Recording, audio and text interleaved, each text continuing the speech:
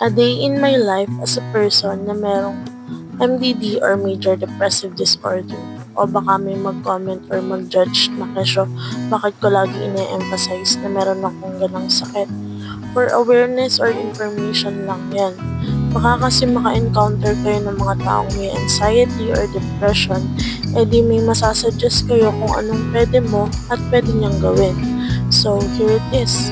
Gawin mo lang busy yung sarili mo. Yung mga hobbies mo or yung mga hobbies mo para malimutan mo yung mga problema, di ba? As long as you're busy, you forget some of your problems, right? Kasi nalilibang ka, busy or focus yung utak mo sa ginagawa mo. Ganun. For example, yung pananahit. Habang may tugtog, pwede mong gawin yan. And then, ganun. Yan lang ginagawa ko everyday.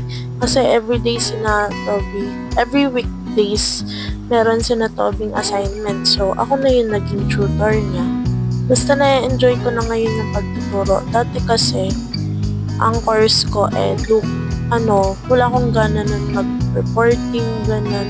Pero ngayon, mas na-enjoy ko na siya. Yung iba ko ding pinsan, tinuturuan ko sa mga assignments nila. And then yan, everyday din ako nakikinig ng mga worship songs kasi nagpa-convert na ako as Christian. Sobrang saya ko nun. Kasi matagal ko nang hinahanap yung ganong worshiping, mga samahan ng youth, cadets, ganun. Kasala ako sa youth. Every time na hindi ako makatulog, pinapakinggan ko lang yung worship songs. Nakakatulog ako ng maayos. Kasi, pahirapan din kasi ako matulog. And then, ayan, ganun lang din routine ko everyday. Lambingin si Toby, minsan napapaiyak ko din kasi nasisigawan ko minsan. Pero nagsusorry naman agad ako, tsaka nagka-I love you ako dyan. Ganun kami magkulitan, maglambingan. Everyday yan. Hindi pa pwedeng walang kiss at hug everyday. Tsaka good morning. Ganun. Naging stress reliever ko na din kasi si Toby. Basta every time na niyayakap at kinigis ko siya, wala yung problema ko. Ganun. Tapos ayan, kapag naroon siyang ubo, lagi siyang nagne-nebulize. Ako lagi yung nag-aayos ng nebulizer. As an ate, kasi panganay ang tatay. Lagi kong kinakamusta or lagi kong tinatanong yung mga pinsan ko kung meron ba silang assignments or kumain na ba sila. Ganun. Ewan ko, nakasanayan ko na din na ganun yung routine. I mean, yung mga pinsan kong nag-stay. Kasi yung iba, yung iniwasan na ako kasi nga, ewan ko kung ba't sila umiwas sa akin. Hindi ko alam. Or baka busy lang. Pero, dati naman busy sila pero meron silang time sa akin. Ngayon, wala na. Hindi ko alam kung bakit ganun. Yung feeling na imbis na damayan ka nila pero lalo silang lumayo. Ang sakit-sakit lang, makakatampo sobra. Tapos ganun, nagkukwentuhan lang kami ni mami tuwing gabi. Laging may family time na kwentuhan. Tapos, hilig ko din ang magluto ng kung ano-ano kaya nanaba ako. Stress eating din. Kaya ako nanaba. Magluluto ako ng fries kasi may pasok si Toby. Akong pinagluto ni mother. Yan, nugasan ko muna yung kawali kasi magabo. Nakasabit kasi doon. Hindi pa ayos yung kusina namin. Wala pa kasi kami pampayos. And then, fast forward, ayan, yan na yung niluluto kong fries. Ang baon niya ni Toby.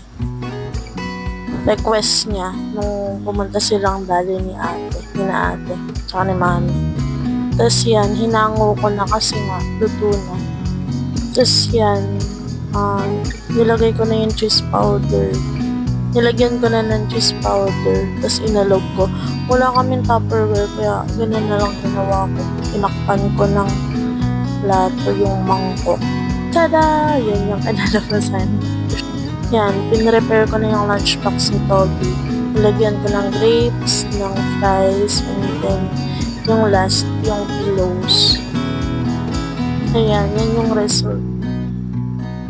So, after ko magluto, syempre, hindi naman pwedeng di ko titikman, di ba? Ako nagluto tsaka comfort food ko din yung fries. Every time I felt down or basta kapag feeling ko nadadown ako, yung kumakain ako ng fries and ice cream. Yan talaga yung pinaka-comfort food ko, yung dalawang yan. After ko kumain, syempre maghuhugas ako ng pinggan. Minsan, tinatamad din ako, pero ngayon, gusto ko maging productive. Everyday na pala, na gusto ko maging productive yung life ko. So, may isi-share lang ako sa inyo na inspirational quotes entitled The Strength in Our Scars by Bianca Sparacino. Nakalagay dito, I hope your life inspires you. You have dug your soul out of the dark. You have fought to be here. Do not go back to what buried you. So, wag mo na balikan yung mga negative vibes na nangyari sa buhay mo. Mag-focus ka lang sa positive, sa present, at maging sa future. Pwede din. Kung ano yung mga gusto mo in the future na gawin. Ganun. Kasi, walang magagawa. Walang maaambag sa buhay mo kapag lagi mong iniisip yung mga negative vibes, negative thoughts, di ba? Dapat lagi tayong positive. Even though there are lots of problems in the world, you need to stay positive. Yun lang naman yung key dun para hindi ka ma-stress, ma-anxiety, ma-depress. Stay positive. That's it. So, yun lang muna for today. Thanks for watching, mga kanyabit. Nyabit is my own word.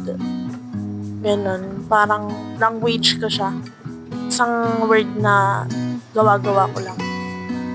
Thank you so much mga kanyabit. Stay tuned for my next video. Bye-bye!